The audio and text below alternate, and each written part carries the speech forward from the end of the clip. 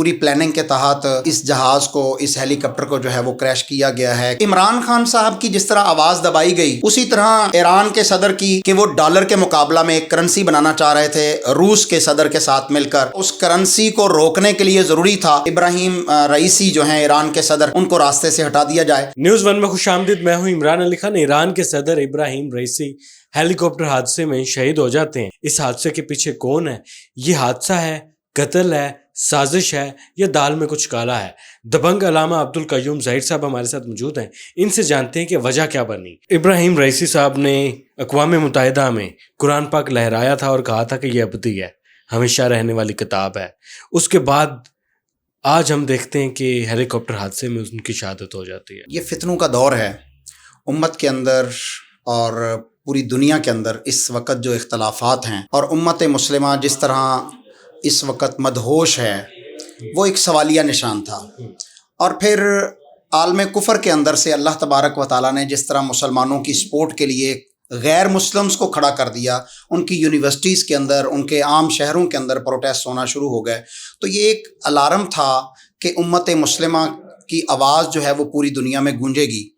इसी तरह ये जो ईरान के सदर के साथ मामला हुआ है, हादसा हुआ है, ये बज़ाहिर तो बड़ी साजिश नज़र आ रही है। पूरी प्लानिंग के तहत इस जहाज़ को, इस हेलीकॉप्टर को जो है वो क्रैश किया गया है, किसी भी तरीके से इसको अटैक किया गया है। जिस तरह पाकिस्तान के एक बड़े आर्मी अफीसर का हेलीकॉप्टर जो है वो फ़िज़ा में क्रैश होता है और वो शहीद हो जाते हैं, तो इसी तरह कल जो है वो ईरान के सदर इब्राहिम रईसी के जहाज़ पर अटैक होता है और उनका जहाज़ जो है वो क्रैश कर जाता है।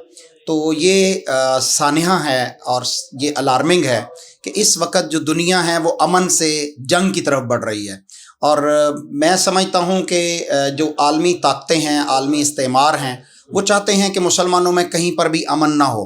और उस अमन को जो है वो ख़ास तौर पे वो आवाज़ें दबाने के ये जो है वो ताकतवर हल्के या ताकतवर कंट्रीज़ वो इसके लिए प्लानिंग करते हैं कि जो भी उम्मत मुस्लिमा की तरफ से किसी भी अंदाज से आवाज़ उठे उसको दबा दिया जाए, अगर दब नहीं सकती तो उसको मार दिया जाए। इसी तरह पाकिस्तान के दबंग वज़ीर आज़म, पाकिस्तान के ही नहीं उम्मत मुस्लिमा के बेहतरीन तर्जमान इमरान खान साहब की हुकूमत को जो है वो 9 अप्रैल को चलता किया एक फ़र्ज़ी अदम एतमाद की तहरीक के अंदर। तो उसके बाद से लेकर आज तक इमरान खान साहब को जिस तरह उनकी आवाज़ को बंद किया गया है, उनके गले को दबाया गया है, उनका नाम नहीं मीडिया पर आ सकता, उनकी तस्वीर मीडिया पर नहीं आ सकती, उनका कोई भी पैगाम मीडिया पर नहीं आ सकता।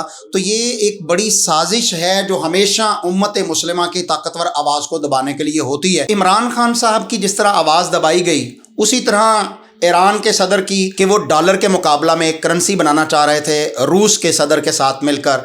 और उस करेंसी को, क्योंकि डॉलर को जो है वो खदशा था, और भी मुल्क उसके अंदर शामिल थे जिसे ब्रिक कहते हैं, उनके तमाम ममालिक जो है उसके अंदर शामिल थे।